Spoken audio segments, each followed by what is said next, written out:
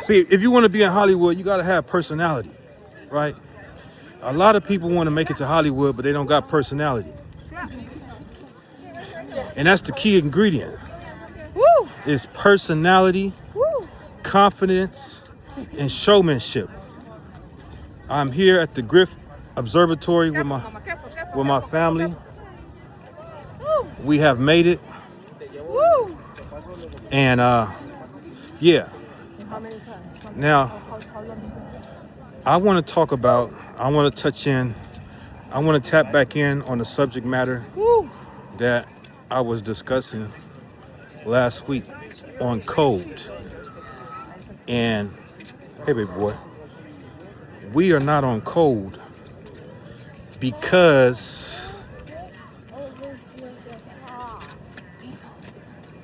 part of it's by design. Part of it is by our own division, our own interfighting. You want to drink? And see what happened with us, particularly as opposed to any other group, is we had to deal with our identity being stripped from us. We were stripped. We were stripped. I'm giving it to you live, man. I'm sorry, y'all. But yeah, we were stripped of our identity. We were stripped of our culture. We were stripped of our name. We were stripped of all those things. And that was called the slave system, right? When they brought us over, watch the movie Roots.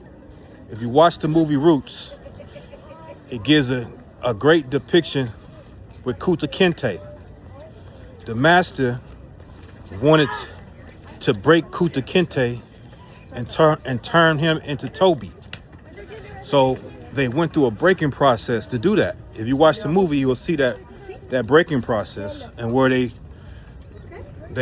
tied Kunta Kinte up, put him on his knees, and the master, the slave helper, whatever he's called, the slave breaker, he kept beating Kunta Kinte until Kunta Kinte said, "My name is Toby," right?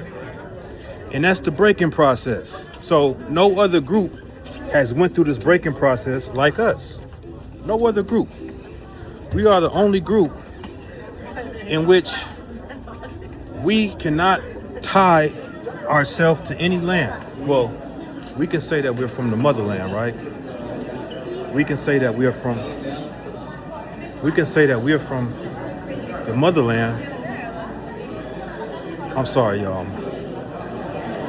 She's the one I'm with. She's don't know how to find a restroom, so we got to find a restroom.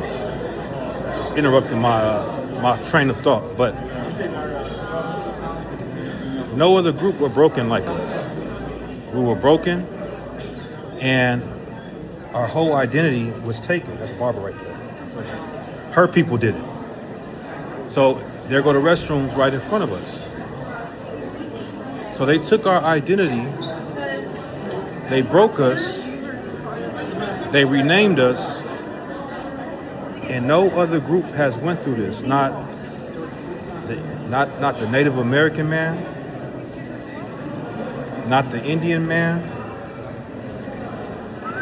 not the Hispanic man, none of them. We have went through a breaking that no other group has went through. And it explains, but yeah, no other group went through this breaking process like we have. And that breaking process was explained in the Willie Lynch letter. In the Willie Lynch letter, which is a letter written by this infamous slave owner who was very successful. And there's controversy on whether the letter is actually real or not. But regardless of the letter being real, it stated in that letter a lot of the reasons why we are Black Americans, foundational Black Americans, why we are the way that we are today. And it explains in that letter how they used division, how Willie Lynch used division. He divided the light from the dark, the old from the young, the male from the female. It explains all that. And he said if this plan was implemented properly, the way that it's supposed to be implemented, that it would be basically automatic, and it will last for thousands and thousands of years. Now, y'all see my babies in the background. What I'm saying to y'all is that because of this code, because of this process, it's been harder for us to be on code than any other group. All other groups have been able to. Hold on, baby. Hold on. Here come, baby. So, the Willie Lynch letter did a number on us. It did a real number on us. And it has been a lot of great leaders that have tried to bring us back on code. Leaders like Booker T. Washington, Frederick Douglass, Marcus Garvey, the most honorable Elijah Muhammad. They have all tried to get us on a code of Black empowerment. And following up on that last video, what I'm saying is that we got to get back on this code. Because if we don't get on code, we are in trouble. Well, we already in trouble. Dr. Claude Anderson has written numerous books on the subject, Powernomics. He has written books, did he write Black Labor, White Wealth? I believe he did. But he has written books. He has given numerous speeches warning Black people that if we do not get our shit together, we will be an under minority class. And now it is too late. We are the under minority class. And we have all types of hostile minorities all about us and around us that want to keep us down. They have replaced us. That's the moon. They have replaced us. They want to keep us down. And they want to replace us, and they have replaced us. Look at something now that you see. Look at something that you see now. In terms of domestic work, domestic labor, back 50, 60 years ago, it was us that were the ones that were the nannies. It was us that were the ones that were the cooks, the cleaners. We did all the domestic, the Black women, the Black American woman, the foundational Black American woman. 50, 60 years ago, your grandmothers, our grandmothers, that was our jobs. It's not a lie, it's the fact. It ain't up for debate. The truth is the truth. But now, fast forward 50, 60 years ago, look who's now the nannies. Look who's now the cooks. Look who now does all the domestic work. It's the Hispanics. And they are there not because it's an accident. They're there by design. Now, we don't want to be doing those jobs no more because back in the 50s, 60s, that's the only jobs that the white people gave us. They didn't allow us to have any more jobs, right? So we ain't trying to go back to that type of work, but it don't stop there because now they not just domestic workers, they in government jobs. They're in positions of power, they're in management. And all they want to do is sabotage us. There was this Nigerian brother, he had a video I watched. And in the video, he was basically explaining how he had these Hispanic guys that were working for him. And the Hispanic guys were trying to tell him to fire the black Americans, fire the black men, so that they can replace their jobs with Hispanic men, right? This is the plot that's against us. And if we stayed on code, if we get on code, we should operate the same way. Now we can't blame them for operating how they're supposed to operate. They're supposed to look out for their group. They doing what they're supposed to do. We can only blame ourselves for not doing what we supposed to do. So I really like all the comments I got in that video. A lot of people was giving comments, and they was giving good comments, giving good feedback, talking about the code. And the code is, look, we don't all have to agree. We don't all have to agree. We don't all have to be, like I said in the video, holding hands, skipping along, singing kumbaya and all that stuff. We don't have to do that. We don't have to have the same religion. We don't have to have the same spirituality practices. We don't need none of that. Because when you look at the other groups, they don't all agree. They don't all have the same spirituality practices. They don't all agree, but what they do agree on is that when it comes to them, they always gonna put themselves first before they put any other group first. And we haven't been doing that. Because if we did that, if we followed the plans of Dr. Claude Anderson, we would be in a much better situation. We would be in a much better space. But we didn't follow his plan, and we can't blame ourselves. We got to blame the ones before us, which is really the black baby boomers.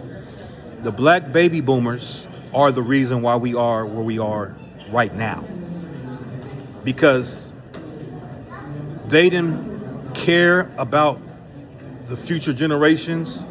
They literally cared about themselves, about their own selves advancing economically, and they didn't think about ownership. They didn't think about, hey, we need to start owning some things. Yeah, it's okay to be the first black African American vice president. It's okay to be the first African American such and such. But that don't translate to ownership, which is what the Most Honorable Elijah Muhammad talked about with the Nation of Islam, which is what the Honorable Marcus Garvey talked about, Messiah Garvey talked about with the UNIA, United Negro Improvement Association. This is what he talked about, is that we need to own something. He wanted us to own something out. Honorable Marcus Garvey wanted us to own something in Africa, right? Which is nothing wrong with that. The Most Honorable Elijah Muhammad wanted us to own something here. But besides them, the majority of the black baby boomers wasn't thinking like that. They were thinking about, I just want to be the first to do such and such. And to hell with owning something. The other groups wanted to own something. They wanted to control something so they can pass on to their future. And so now we have been more on code than past generations. And I'm talking about as of recent with the whole the lineage and the FBA. But we just need to turn it up. We just need to turn it up more. We need to stay on code more. We don't have to all agree. We don't all have to have the same religion, the same spirituality, the same, outlooks. But what we need to do is have a code on how we're going to operate with other groups, and have a code on how we're going to operate with us. Like Wally had a video and where he was talking about not just supporting black businesses because they're black, but Because if you're supporting a black business because it's black, but it's not doing good business, that's not what we're encouraging. And that's what he was talking about in that video, that it kind of went viral, or it did go viral. We don't want to just support black businesses because they're black, but we should seek, before we support any other business, we should seek to support black businesses first before we support any other group. And let's say we go out and try to support black businesses, but we don't find the black businesses doing good business with us. We should not support them just because they're black. If you're going out to do whatever, let's say you need some trade work done, you need plumbing or havoc work done, and you go out and you're seeking to deal with a black contractor, but let's say the black contractor is not doing good business, you see that they're not on their business like they're supposed to be, then it's okay to go ahead, if there's not another black business option, to go deal with another business, because you got to get whatever you need to get done. But the first step, the first goal should be to support your own first. In terms of hiring, I know you can't specifically discriminate nowadays because it's against the law. It's against EEOC, Equal Employment Opportunity Commission. But just like they do, right? They find ways around it. So they'll have a job posting and they'll say, oh, in order to have this job, you got to speak Mandarin. In order to have this job, you got to speak Spanish. Well, guess what they're doing? They're indirectly discriminating for this position, because they know most black people didn't go out of their way to learn Spanish. Most black people didn't go out of their way to learn Mandarin.